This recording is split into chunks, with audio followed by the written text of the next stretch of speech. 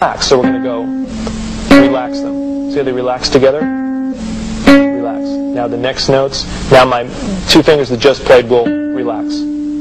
Then relax. See, so here we're timing our relaxations. This can drive you crazy if you try to do this all the time. Then the last thing is to think about what happens actually during the motions. We already heard before and after. Now here's during. This is good for doing bursts. We're going to go... I'm not really trying to analyze things, I'm just going... Oops.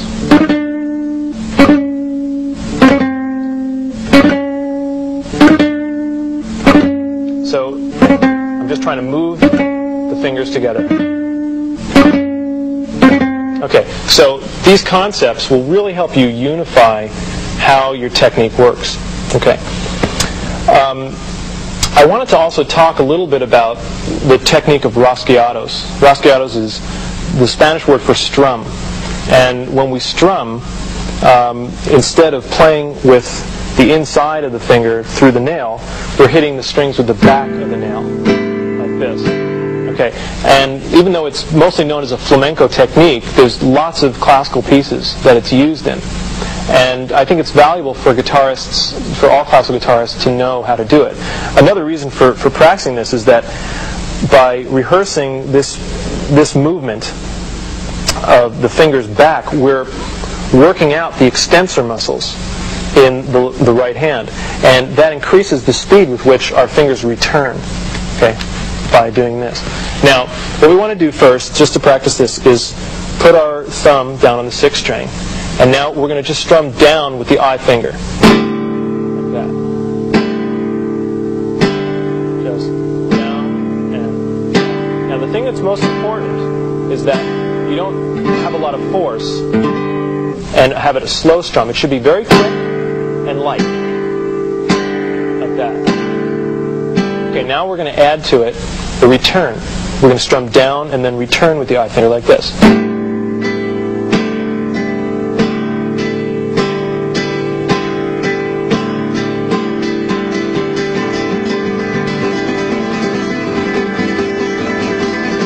Okay, see how that works?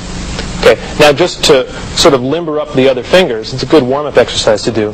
Let's do it with the M finger. We're going to go down, up, down, up, down,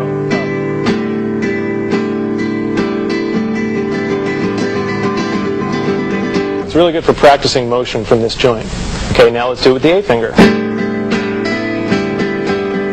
This may feel a little weird if you've never done this before. Whoops. I'm not used to doing it either.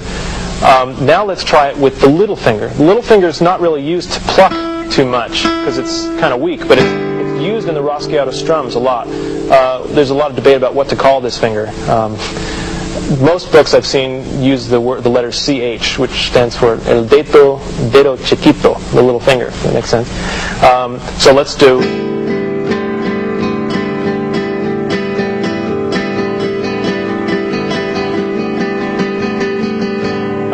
Now, getting independence with the four fingers is really good for the next rasgueado pattern we're going to do. We're going to do a roll with the 4 fingers. What we're going to do is we have our thumb anchored. We're going to start with the little finger, the ch finger, and go down. Then we're going to hit with the A, then M, and then I. Just like that. Now, if you've never done this before, you might have a lot of tension in the hand trying to get this finger out. Little hint, this is a little trick I learned from Pepe Romero. These 2 fingers stay in, they're going to fire out easily, but you want to get the A finger sort of tucked underneath the middle finger so that it moves out like this, almost like snapping your finger. And then the 4th finger also gets underneath the A finger. And that's a way to develop that quick firing instead of just slowly moving it out.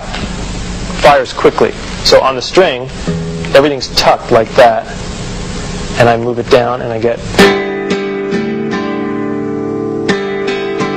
and then you get a faster,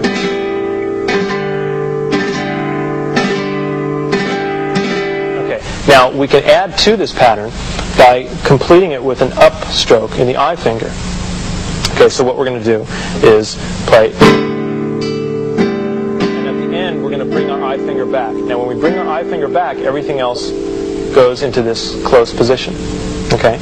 So the whole pattern, it makes a 5-note pattern, which is 1, 2, 3, 4, 5. 1, 2, 3, 4, 5. And on the up strokes of I, we reset.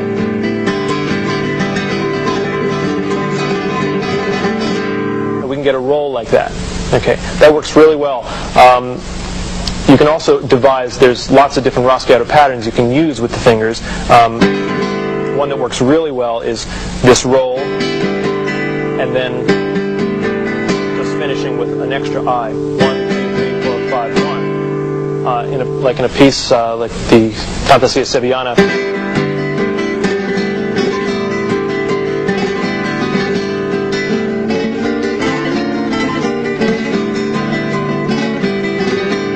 That kind of thing really helps to develop this. Okay.